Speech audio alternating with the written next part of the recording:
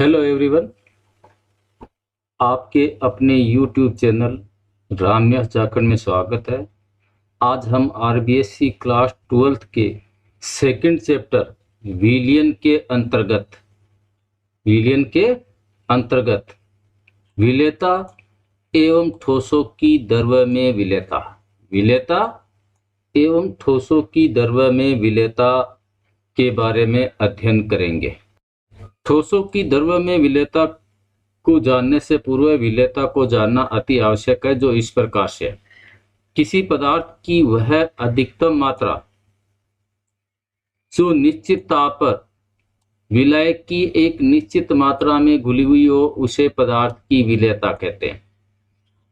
यानी किसी विलेय पदार्थ है, उस विलेय पदार्थ की अधिकतम मात्रा जो निश्चित ताप पर विलय की एक निश्चित मात्रा के अंदर घुली हुई हो, उसे है वो उस पदार्थ की है वो विलेयता कहते हैं। जैसे अपन उदाहरण लेते हैं कि मेरे पास में ये एक पात्र है और इस पात्र के अंदर है वो 500 ml, कितना ml? 500 ml मिलीलीटर है वो एक विलायक है वो जल है। 500 ml है वो विलायक है वो इसके अंदर जल है। और अब इस विलायक जल के अंदर मैं है वो इसके अंदर वो चीनी घोल रहा हूं। क्या घोल रहा हूं? चीनी को घोल रहा हूं। चीनी को घोल रहा हूं। तो देखा कि मैंने इस विलायक जो जल है, उस जल के अंदर 25 डिग्री सेल्सियस अर्थात कमरे के ताप पर 25 डिग्री सेल्सियस अर्थात कमरे के ताप पर इसके ऊपर है वो 300 ग्राम है वो, कितनी?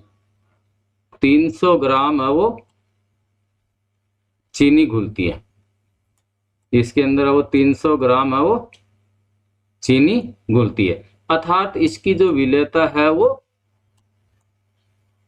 300 ग्राम है। मतलब 500 ml जल है, उस 500 ml के अंदर है वो अधिकतम है वो 300 ग्राम है वो चीनी घोली जा सकती है। कितने डिग्री सेल्सियस पे? 25 डिग्री सेल्सियस ताप पे मान के। अगर ताप में परिवर्तन करेंगे तो इसमें घुलने वाली जो चीनी है, उस चीनी की मात्रा है वो परिवर्तित होगी। तो अपन कह सकते हैं कि किसी पदार्थ की वह अधिकतम मात्रा जो निश्चित ताप पर विलय की एक निश्चित मात्रा के अंदर घुली हुई हो, उसे उस पदार्थ की है वो विलेयता कहते हैं। द्रव्य में विलेयता जो इस प्रकार से है। एक निश्चित ताप पर 100 ग्राम द्रव्य विलायक में घुलनशील ठोस विलय की अधिकतम मात्रा को ठोस पदार्थ की द्रव्य में विलेयता कहते हैं।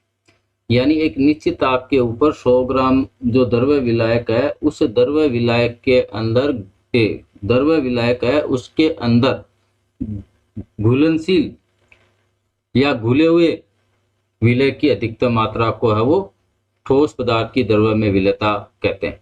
जब ठोस है, उसको ठोस विलय पदार्थ है, उस ठोस विलय पदार्थ को द्रव्य विलायक के अंदर घोला जाता है तो दो प्रक्रियाएं हैं वो संपन्न होती है। पहली जो प्रक्रिया है उसको अपन कहते हैं विलीनीकरण।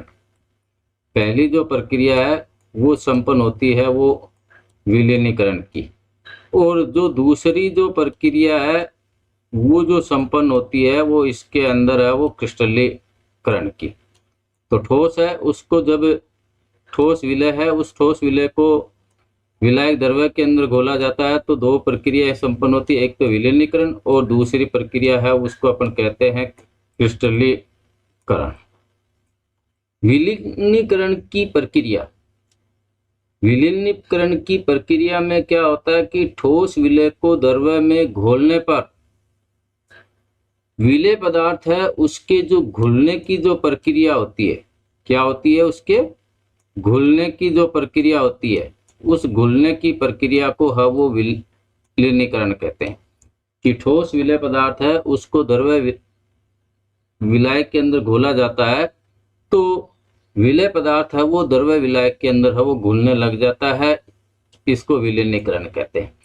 और विलीनीकरण है इसकी क्रिया के फलस्वरूप विलयन के अंदर विलय है उसकी जो सांद्रता है वो बढ़ने लग जाती है। विलीनीकरण है इसकी प्रक्रिया के द्वारा है वो विलय की सांद्रता है वो विलयन के अंदर बढ़ने लग जाती है। यहाँ पे दूसरे प्रकार की जो प्रक्रिया जो संपन्न होती है वो क्रिस्टलीकरण है। विलयन में उपस्थित विलय के कण, विलयन के अंदर उपस्थित विलय के कुछ कण ठोस विलय के कणों के साथ संगठ कर यानी जुड़कर विलयन से अलग हो जाते हैं। इस प्रक्रिया को हम अपन कहते हैं क्रिस्टलीकरण। इस प्रक्रिया को कहते हैं अपन क्रिस्टलीकरण। और जो विलेयता है उस विलेयता को मोल प्रति लीटर के अंदर है वो दर्शाया जाता है। विलेयता है उसको किस में दर्शाया जाता है? मोल प्रति लीटर में दर्शाया जाता है। अभी अपन ने ठोसों की द्रव्य में विलेयता की परिभाषा जानी है। विलेयता है इसको विभिन्न कारक प्रभावित करते हैं। इन्हीं कारकों की कड़ी में अभी हम पढ़ेंगे ठोसों की द्रव्य में विलेयता को प्रभावित करने वाले कारक। ठोसों की द्रव्य में विलेयता को प्रभावित करने वाले जो कारक है उनमें से पहला कारक है विलेय ठोस एवं विलायक की प्रकृति। कि प्रत्येक ठोस पदार्थ सभी प्रकार के द्रव्यों में नहीं घुलता है। कोई भी जो ठोस पदार्थ है वो सभी प्रकार के द्रव्यों में नहीं घुलता है। जैसे अपन उदाहरण लेते हैं कि सोडियम क्लोराइड एवं शर्करा जल में घुल जाते हैं परंतु नेफ्थेलिन और एंथ्रासीन में नहीं घुलते।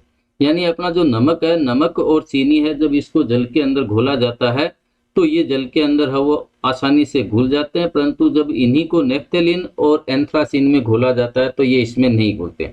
इसी प्रकार से दूसरा उदाहरण लेते हैं नेफ्थेलिन और एंथ्रासीन। नेफ्थेलिन और एंथ्रासीन जब इनको जल के अंदर घोला जाता है तो ये जल में नहीं घुलते हैं, परंतु ये बेंजीन में आसानी से घुल जाते हैं। अर्थात अपन कह सकते हैं कि विलय एवं विलायक की प्रकृति है वो भी विलेयता को प्रभावित करती है। विलय एवं विलायक की प्रकृति है वो भी विलेयता है उसको प्रभावित करती है। अभी अपन ने दोनों उदाहरणों के द्वारा जाना कि कुछ पदार्थ ऐसे होते हैं जो जल में घुलते हैं और कुछ ऐसे होते हैं जो जल में नहीं घुलते। यानी यहाँ पे अपन कह सकते हैं कि समान समान को घोलता है, यानी लाइक डिजोल्वर लाइक। देखो यहाँ पे अपन ने इन उदाहरणों में देखा कि सोडियम क्लोराइड एवं शर्करा है वो जल में घुल जाते हैं। ये दोनों है वो ध्रुवीय विलेय पदार्थ है और जल है वो भी ध्रुवीय विलायक है। तो ध्रुवीय विलेय पदार्थ है वो ध्रुवीय विलायकों के अंदर घुलनशील है। इसी प्रकार से जैसे नेफ्थेलिन और एंथ्रासीन है ये दोनों है वो अध्रुवीय विलेय पदार्थ हैं और ये दोनों अध्रुवीय विलायक बेंजीन के अंदर विलय होते हैं। बेंजीन के अंदर विलय होते हैं। तो अपन कह सकते हैं कि ध्रुवीय पदार्थ ध्रुवीय विलायकों में आसानी से घुल जाते हैं। ध्रुवीय पदार्थ ध्रुवीय विलायकों में आसानी से घुल जाते हैं, जबकि अध्रुवीय पदार्थ अध्रुवीय विलायकों में आसानी से घुल जाते हैं। यानी ध्रुवीय पदार्थ है इनको जब ध्रुवीय विलायकों के अंदर घोला जाता है तो वो आराम से घुल जाते हैं, जबकि जो अध्रुवीय पदार्थ है उनको अध्रुवीय विलायकों में घोला जाए तो वो उनमें घुल जाते हैं। जो ध्रुवीय होते हैं जैसे अपन ने देखा है कि NaCl है वो अपना क्या है? ध्रुवीय। NaCl है वो अपना क्या है? इसके अंदर ध्रुवीय है। तो जो ध्रुवीय परमाणु है उन ध्रुवीय परमाणुओं के मध्य इलेक्ट्रॉन समान रूप से सांझित नहीं होते। यानी अपन किसको ध्रुवीय कहेंगे और किसको अध्रुवीय कहेंगे? तो जो ध्रुवीय है इसके अंदर क्या होता है कि परमाणुओं के मध्य इलेक्ट्रॉन है वो समान रूप से सांझित नहीं होता, जबकि जो अध्रुवीय होते हैं उन अध्रुवीय परमाणुओं के मध्य है वो इलेक्ट्रॉन है वो समान रूप से सांझित होते हैं। तो अर्थात इनके द्वारा अपन कह सकते हैं कि विलय एवं विलायक की प्रकृति है वो भी विलेयता को प्रभावित करती है। में विलेयता को प्रभावित करने वाले कारकों की कड़ी में अगला जो कारक है वो ताप का प्रभाव। ठोसों की द्रव्य में विलेयता को ताप भी प्रभावित करता है। ताप देने पर विलेयता बढ़ती भी है और ताप देने पर विलेयता कम भी होती है।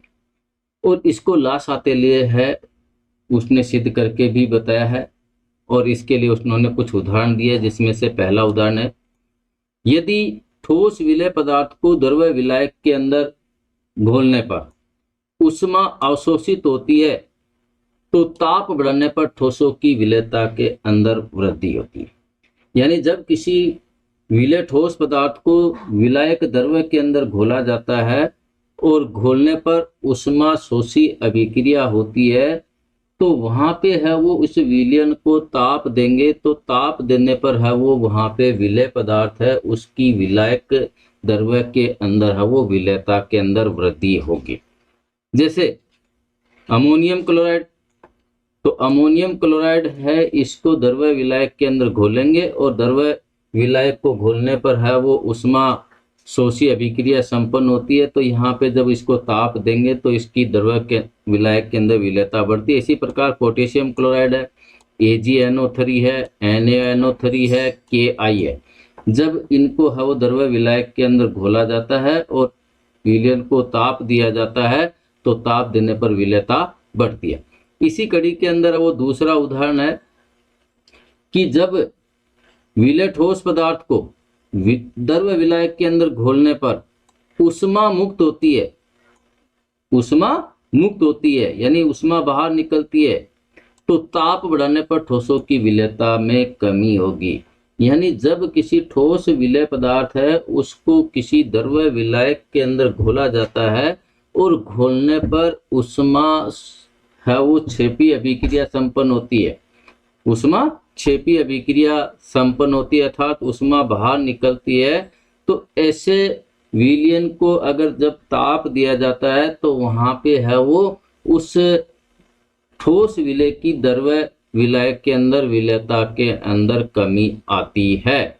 जैसे उदाहरण लेते हैं इसके कि NaOH, जब NaOH है इसको द्रव्य विलायक के अंदर है वो घोला जाता है तो ऊष्मा है वो मुक्त होती है, इसलिए यहाँ पे इस विलयन को ताप देने पर इसकी विलेयता है उसके अंदर कमी आती है, कोई वृद्धि नहीं होती। इसी प्रकार से कैल्शियम एसीटेट को अपन देखते हैं कि एक उदाहरण लेते हैं, ग्लूबल लवण Na2SO4 10H2, जो ग्लूबल लवण है Na2SO4 10H2 की विलेयता 32.4 डिग्री सेल्सियस तक बढ़ती है, उसके बाद में घटती है। ताप का प्रभाव देख रहे हैं कि जब ग्लूबल लवण जो ठोस विलेय पदार्थ है उसको किसी द्रव्य विलायक के अंदर घोला जाता है और विलयन को 32.4 डिग्री सेल्सियस तक ताप दिया जाता है या गर्म किया जाता है, तब तक तो उसकी विलेयता बढ़ती है, परंतु अगर उससे अधिक ताप दिया जाता है तो उसकी विलेयता है वो घटती है। क्यों घटती है कि ग्लूबल जो लवण है उस ग्लूबल लवण के अंदर ये जो 10H2O है यानी जो 10 जल के अणु है वो क्रिस्टलन जल है।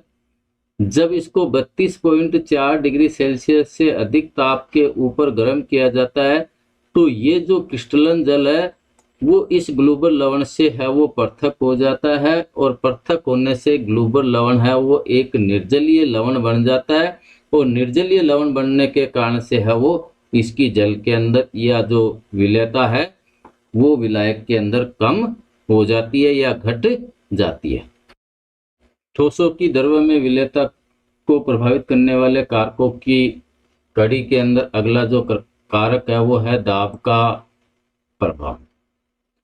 चूंकि अपन यहाँ ठोसों की द्रव्य में विलेयता को प्रभावित करने वाले कारकों का अध्ययन कर रहे हैं, अपन जानते हैं कि जो ठोस होते हैं उनके कणों के मध्य अंतर आणविक आकर्षण बल अधिक होता है, जो द्रव्य होते हैं उनमें ठोसों की तुलना में अंतर आणविक आकर्षण बल थोड़ा कम होता है।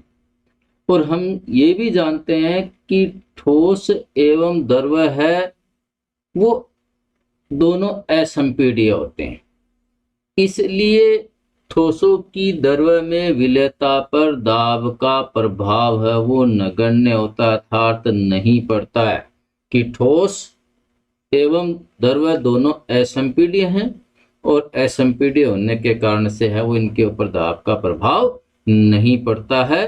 धन्यवाद।